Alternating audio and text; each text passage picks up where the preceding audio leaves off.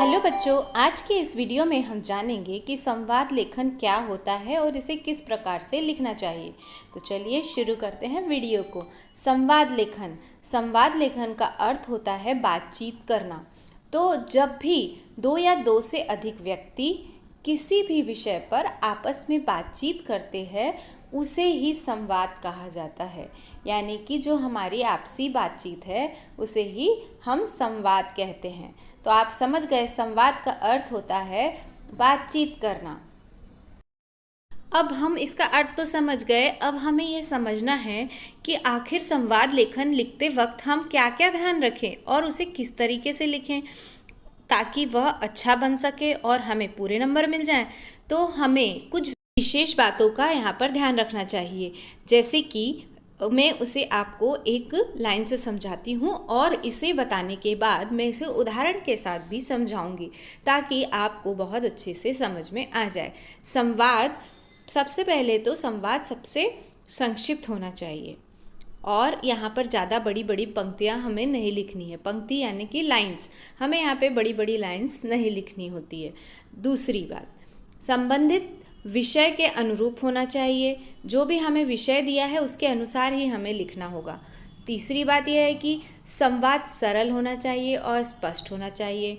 संवाद रोचक होना चाहिए जिसे पढ़ने में सामने वाले को, परीक्षक को इंटरेस्ट आए।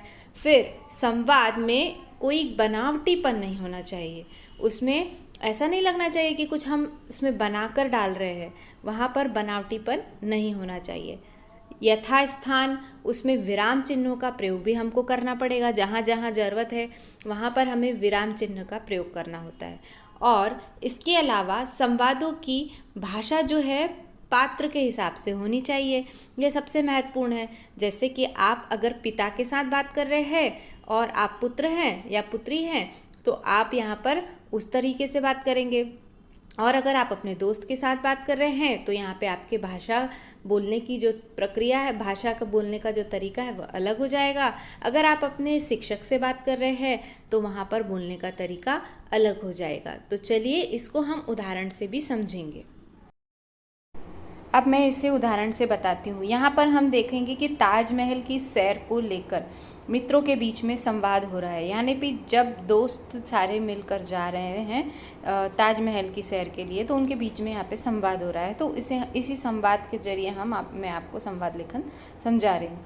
तो यहाँ पर देखिए कि हमको क्या होता है कि सबसे पहले संवाद में जब भी हम लिखते हैं तो भाषा जो है वो प्रभावशाली होना चाहिए, यानी हमको प्रभाव पड़ना चाहिए और सरल भी होना चाहिए, सरल रोचक होना चाहिए। तो यहाँ पर हम क्या करेंगे, सरल और रोचक भाषा का प्रयोग करेंगे। तो जब भी हम संवाद लिखें तो ये ज़रूर होना चाहिए कि वह रोचक भी हो और साथ में सरलता भी हो उसमें। तो इस तरीके से हम यहाँ पर संवाद की भाषा का चयन करेंगे। पात्रों के अनुसार हमें संबोधन का भी प्रयोग करना चाहिए।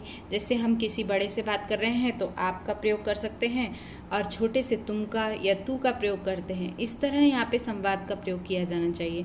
जैसे कि यहाँ पर दीदी, यहाँ पर एक बड़ी छात्रा है तो उससे दीदी करके बात की हुई है मित्र ने। तो इस तरीके से संबोधन का भी हमें प्रयोग करना चाहिए अच्छे तरीके से। इसके अलावा हम अगर कोई ऐसा हमको संवाद लेखन होता है जो इसका विषय कुछ अलग हो तो वहाँ पे हम मुहावरे या लोकोक्ति का प्रयोग भी कर सकते हैं। इसके अलावा संवाद में प्रभाव बना होना चाहिए, यानी उसमें प्रभावात्मक होना चाहिए, यानी कुछ उसमें इंटरेस्ट आना चाहिए हमको।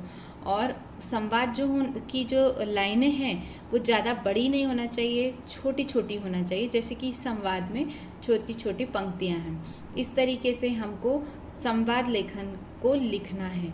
और संवाद लेखन लिखते समय हमें जहाँ पर हमारी भावनाएं कुछ होती हैं वो लिखना चाहिए कोष्टक के अंदर। जैसे यहाँ पे लिखा है समझाते हुए, यहाँ पर ऐसे कहीं कोई बोलता है तो रोते हुए बोलता है या खुश होते हुए, हंसते हुए, इस तरह से अपनी जो भावनाएं हैं उनको एक ब्रैकेट के अंदर यानी कि कोष्टक के अंदर लिखना चाहिए। इस तरीके से आप अगर संवाद लेखन लिखेंगे तो अवश्य ही आपको अच्छे मार्क्स मिल सकते हैं, आपको अच्छे नंबर दिलाने में यह हेल्प कर सकता है।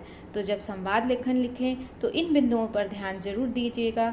अगर ये बिंदुओं पर आप ध्यान देते हैं तो अवश्य ही आपका संवाद लेखन अच्छा और रोचक बनेगा। तो अगर आपको ये वीडियो पसंद आया है तो प्लीज़ लाइक करिए और इस चैनल को सब्सक्राइब करना ना भूलें। धन्यवाद।